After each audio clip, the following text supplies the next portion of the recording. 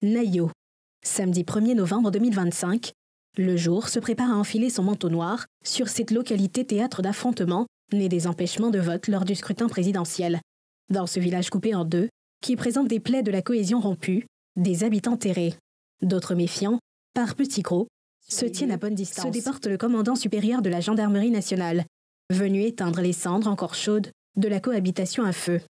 En face de l'officier général, la communauté autochtone regroupée autour de son chef central. Au cœur meurtri, l'hôte des villageois qui pleure 5 morts prône le pardon, mais aussi et surtout s'élever de la douleur et des rancœurs pour recoudre le tissu social déchiré et ainsi ramener la quiétude et lever toute menace sécuritaire. Les problèmes de sécurité, là, on ne laisse pas durer.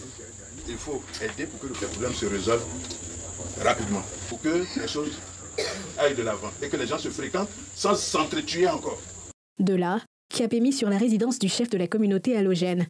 Là encore, l'hôte de Nayo déplore les tensions sur fond politique qui devraient être un jeu et non donner lieu à des morts, et ainsi faire le jeu des pyromanes, lesquels seront recherchés et mis à la disposition de la justice. De l'autre côté, comme de ce côté, il y a forcément des gens qui sont contents qu'il n'y ait pas là. Il ne faut pas suivre ces gens-là. Vous êtes jeunes, vous pouvez courir. Est-ce que vos parents là peuvent courir comme ça? Il faut penser à eux. Les mamans que je vois là, est-ce qu'elles peuvent courir comme ça? Il faut penser à elles. Là-bas, là, il y a vos mamans aussi là-bas. Quand vous voyez les vieilles qui sont là-bas, vous les appelez maman. Tu ne peux pas appeler quelqu'un maman et puis chercher sa mort. Comme eux aussi, ils appellent les vieilles ici et les vieux ici papa. Vous êtes, même chose, vous êtes devenus parents. Donc chacun doit travailler pour régler ça. Retour à la résidence du chef central. L'appel au pardon et à la réinstauration du dialogue intercommunautaire fait ses effets. Aussi, les leaders communautaires des deux partis prennent-ils des engagements? Nous déplorons tous, Dieu aidant, on va faire de notre mieux pour qu'il y ait la paix. Nous, on ne s'est pas trahi. Ce qui est là, c'est ça, on dit, et puis on règle pour que ça finisse. Donc je vais prendre mes responsabilités. Comme il m'a mis en mission, et je vais le faire. Quel que soit le temps mis par le morceau de bois dans l'eau, il ne devient pas crocodile, il ne devient pas caïman. Il reste toujours bois. C'est eux que nous avons reçus. C'est avec beaucoup de regrets aujourd'hui que vraiment nous sommes là. Même pour les regarder en face, c'est une équation. Le pardon, tout ce qu'on peut nous dire, pour que cette situation soit réglée, nous avons la main en bas.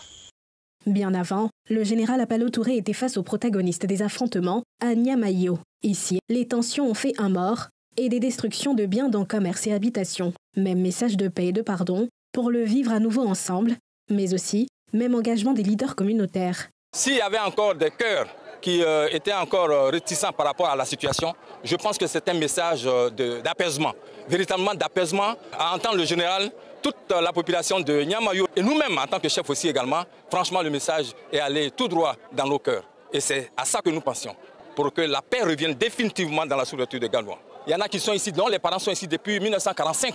On n'avait jamais vu ça. Et donc nous allons faire en sorte pour que tout cela ça soit pallié. Vraiment, on dit merci beaucoup au général. Vraiment, ce qu'il est venu nous parler ce soir-là, ça nous va droit au cœur. On attend très bien le message du général, on a compris. Nos parents, ils sont là, on a compris. On le dit.